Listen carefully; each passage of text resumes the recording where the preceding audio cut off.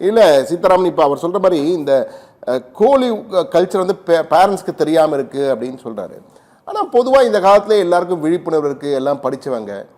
2 பேரும் ஒன்றா வாழறதுல என்ன தப்பு இருக்குது? ஏன்னா கோர்ட்டே சொல்லியிருக்கு சார், ஒன்றா வாழ தப்பு கிடையாது அப்படின்னு கோர்ட்டே சொல்லுது. அதில் ஹாஸ்டலில் வாழறது என்ன சார் பிரச்சனை வரப்போகுது? 100% சார், நீங்கள் கரெக்டான பாயிண்ட் வந்திருக்கீங்க. இது எல்லாருமே கோர்ட் என்ன சொல்லியிருக்கோம், இது ஃபண்டமெண்டல் ரைட்ஸ், 18 வயசுக்கு மேலே போனால் ஃபண்டமெண்டல் ரைட்ஸு அப்படின்னு சொல்கிறாங்க.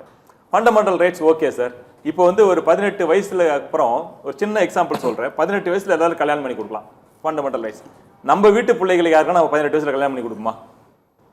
கரெக்ட். 18 வயசுல கல்யாணம் பண்ணி கொடுத்தாக்க அந்த பிள்ளையோட வாழ்க்கை என்ன ஆகும்? ஆனா இந்த 18 வயசுன்ற ஒரு அந்த சட்டத்தை வச்சுக்கொண்டு அது மாதிரி 21 வயசுன்னு மாத்திட்டாங்க. இல்ல 18 வயசுல ஓட்டர் இருந்து மேஜர்ன்ட்டாங்க. இப்ப ரீசெண்டா அகமதாபாத் கோர்ட் என்ன சொல்லியிருக்குன்னு கேட்டீங்கன்னா, 18 வயசுல இருந்து மேஜரா யார் வேணா கலந்துருக்கலாம், அவங்களுக்கு நீங்க வந்து பாதுகாப்பு கொடுக்கணும்னு சொல்லியிருக்காரு ஜஸ்டிஸ். கடந்த வாரம் டிசம்பர் 17ஆம் தேதி ஒரு தீர்ப்பு. என்ன தீர்ப்புன்னு கேட்டீங்கன்னா, கோலிவில் தங்கக்கூடிய ஆண்களுக்கும் பெண்களுக்கும் அவர்களுக்கு யாராவது தொந்தரவு செய்தால் காவல்துறை அதுக்கு பாதுகாப்பு கொடுக்கணும்னு சொல்லியிருக்காரு அந்த ஜஸ்டிஸ். அது மாதிரி இருக்கிறப்ப 18 வயசுல ஒரு பொண்ணுக்கு கல்யாணம் ஆகுதுன்னு வச்சுக்கோங்க. 18 வயசுல கல்யாணம் ஆச்சுன்னா அது அதனுடைய படிப்புக்குற வயசு.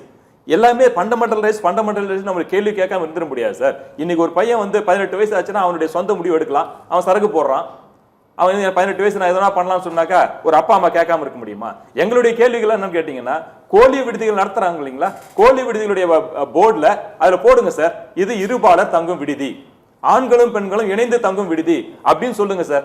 ஆண்களும் பெண்களும் இணைந்து தங்கும் விடுதின்னு சொல்லிட்டு ஒரு போர்டை வச்சுட்டு அந்த போர்டுக்குள்ள தமிழ்நாட்டுல பிறந்த தமிழ் மண்ணுல சாப்பிட்ட ஏதாவது ஒரு அப்பா அம்மா அதுல அந்த குழந்தைய சாப்பாங்களா? அப்ப அவங்களுக்கு தெரியாம தான் நடக்குது இது. சரிங்க சார், அது கோழி வாசல் நடக்குது இல்லைங்களா? இது வரைக்கும் ஏதோ ஒரு மூலையில ஒரு 25-30 பேர் வச்சு சாப்பாடு போட்டு அவங்கள பத்தி கேட்கிற அனைத்து அரசுகளும். உங்களுடைய சந்தேகம் சரி. ஆனா பொதுவா நம்மளுடைய சட்ட விதிமுறைகள்ல வந்து ஆண்கள் விடுதி, பெண்கள் விடுதி, வேலைக்கு செல்லும் பெண்கள் விடுதி, வேலைக்கு செல்லும் ஆண்கள் விடுதி தான் கேள்விப்பட்டிருக்கோம். இது மாதிரி இருபாலர் தங்கும் விடுதின்னு ஒண்ணு கிடையவே கிடையாது. அப்புறம் ஏன் நீங்க போடணும்னு சொல்றீங்க? அப்ப இருபாலர் தங்கும் விடுதியில் எந்த சட்டத்தின் பேர் இயங்குகிறது? அவர்களுக்கு தான் சட்டம். எங்களுக்கு நான் வந்து ஒரு 40 பேர் வச்சு நான் சமைச்சு சாப்பாடு போடுறேன். ஒரு அம்மா ஒரு 65 வயசு அம்மா சாப்பாடு போடுறாங்க, அவங்களுக்கு 22 விதமான லைசன்ஸ் இருக்குது. கோழி விடுதிகளுக்கு என்ன சட்டம் இருக்கிறது? அவங்க ஓனர் யாரு சார்? இன்னைக்கு ஒரு எங்க ஹாஸ்டல்ல தங்குற புள்ள ஒரு நாள் வந்து நைட் 7-8 மணிக்கு ஹாஸ்டலுக்கு வந்துடுச்சுன்னா வரலனாக்கா, ஒரு 9 மணி வரைக்கும் வரலனா, அது போன் எடுக்கலனாக்கா அவங்க அப்பா அம்மா எங்களுக்கு போன் பண்றாங்க, என் புள்ள எங்க இருக்குது, என்ன பண்ணிங்குது, இன்னும் வரலையான்னு சொல்லிட்டு. சார் நீங்க இப்போ உங்களுடைய கூகுள் எடுத்து பாருங்க, உங்க மொபைல் எடுத்து பாருங்க, இருபாலர் தங்கு விடுதியை செக் பண்ணுங்க. அதுக்கு நீங்க போன் பண்ணிடுங்க. நீங்க வந்து அந்த ஓனரை நீங்க கான்டாக்ட் பண்ணிட்டீங்கன்னாக்கா நான் இந்த பேட்டி கொடுப்பேன். ஓனர் யாருன்னே தெரியும், ஓனரை கான்டாக்டே பண்ண முடியாது. ஆனா நாங்க அப்ப சட்டம் விரோதமாக அங்கீகாரம் இல்லாமல் இது போன்ற விடுதிகள் நடக்குதுன்னு நினைக்கிறீங்களா? இதுவரைக்கும் கவர்மெண்ட் கெசட்ல கவர்மெண்ட்ல ஒரே ஒரு கோழி விடுதிகள் கூட பதிவு செய்யப்படவில்லை. அது ஒரு மாய உலகமாக இருக்கிறது. இதுதான் எங்களுடைய கேள்வி. நான் என்ன கேட்கிறேன் என்றால், தமிழ்நாட்டில் இருக்கக்கூடிய தமிழ் தேசியம், தமிழ் இனம், தமிழ் பண்பாடு, தமிழ் கலாச்சாரம், பாரம்பரியம் அனைத்தையும் பேசக்கூடிய அரசியல் தலைவர்கள், அனைத்தையும் பேசக்கூடிய முன்னோர்கள் யாருமே ஏன் இதுவரைக்கும் கோழியை பற்றி ஒரு வார்த்தை பேசவில்லை? இல்ல அது பேசினா தனி உரிமை பிரச்சனை வந்துடும், பயம் இருக்கும். ஏன்னா தேர்தல் வேற வரப்போகுது.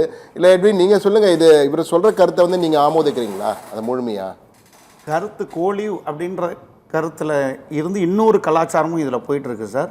நம்ம ஒற்றை பார்வையாக இல்லாமல் இன்னைக்கு அடுக்குமாடி குடியிருப்புகளில் இந்த மாதிரி தவறுகள் இன்னும் நிறைய நடக்கும். இது ஹாஸ்டல் மட்டும் கிடையாது, விடுதிகள் மட்டும் இல்லை, கோழி ஹாஸ்டல் மட்டும் இல்லை.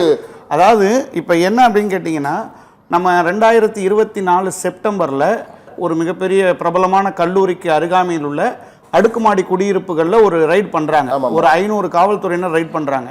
அப்போ கிட்டத்தட்ட ஒரு 19 பேரை அரெஸ்ட் பண்ணுறாங்க. அதில் கிட்டத்தட்ட கிலோ கணக்கில் கஞ்சாக்கள் பறிமுதல் செய்யப்படுது. அது மட்டும் இல்லாமல் 2025 ஜூலை மாதமும் அதே மாதிரி ஒரு ரைட் நடத்துகிறாங்க. அப்போ கிட்டத்தட்ட ஒரு 11 பேர் வரைக்கும் கைது செய்யப்படுறாங்க. இல்லை பல இடங்களில் இது போன்ற ரைடுகள் நடத்திட்டு இருக்காங்க. இது மாதிரி குடியிருப்பு ரைடுகள் நடத்திட்டு இருந்தாலும் இன்னும் பெற்றோருடைய கவனத்துக்கு நிறைய விஷயங்கள் போகிறதில்லை. இப்போ இன்னைக்கு வந்து ஒரு 15 மாடி அப்பார்ட்மெண்ட்டில் ஒருத்தவங்க குடியிருக்காங்க அப்படின்னா, பிள்ளைங்க என்னென்ன சொல்கிறாங்கன்னா, 2 அப்பார்ட்மெண்ட்டை வாடகை எடுத்துக்கிறாங்க. எடுத்துகிட்டு ஒன்றில் ஜென்ஸு இன்னொன்றில் லேடிஸுன்னு சொல்லி நாம் நினச்சிட்டு இருக்கோம். பட் அங்கே எல்லாமே கலவையாக இருக்காங்க. சிங்கிள் எல்லாம் மிங்கிள் ஆயிடுறாங்க. மிங்கிள் ஆகும்போது பேரண்ட்ஸோட பார்வையில், அதாவது ஒரு தமிழில் ஒரு பழமொழி இருக்குது, என் பிள்ளை நல்ல பிள்ளை, காக்கைக்கு தன் குஞ்சு பொன் குஞ்சுன்னு சொல்லுவாங்க.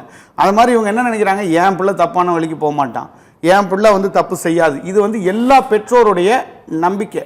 அந்த நம்பிக்கை இருக்கும் சார். ஆனால் சூழல் தான் அதை ஏற்படுத்துது. இன்னைக்கு வந்து பெற்றோரை விட்டுட்டு நம்ம ஒரு 3 நாள் 5 நாள் வரைக்கும் கண்ட்ரோலாக இருப்பாங்க. இன்றைக்கி நாங்கள் வந்து இந்த ஃபீல்டில் இருக்கிறதுனால இதை கண் கூட பார்க்குறோம். வந்து ஒரு 2 மாதம் ஹாஸ்டலில் தங்குறாங்க, 3ஆவது மாதம் அழகாக ஒரு பக்கத்தில் இருக்கிற அடுக்குமாடி குடியிருப்பில் வீடுகளை எடுத்துகிட்டு இன்றைக்கி அடுக்குமாடி குடியிருப்புலையுமே எந்த ஒரு ரெஸ்ட்ரிக்ஷனுமே இல்லை.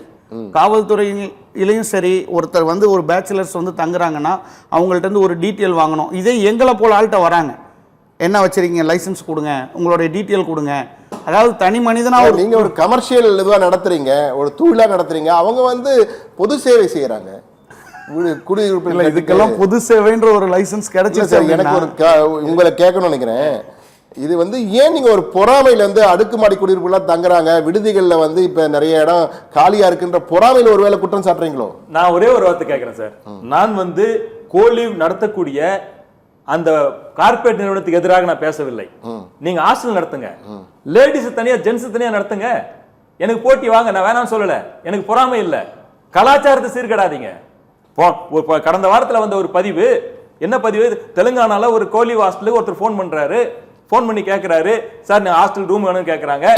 நீங்க தெரிஞ்ச பொண்ணு கூட தங்கணுமா? ஆமா. எவ்வளோ? 16,000 ரூபாய். உங்களுக்கு தெரியாத பொண்ணு கூட தங்கணுமா? எவ்வளோ?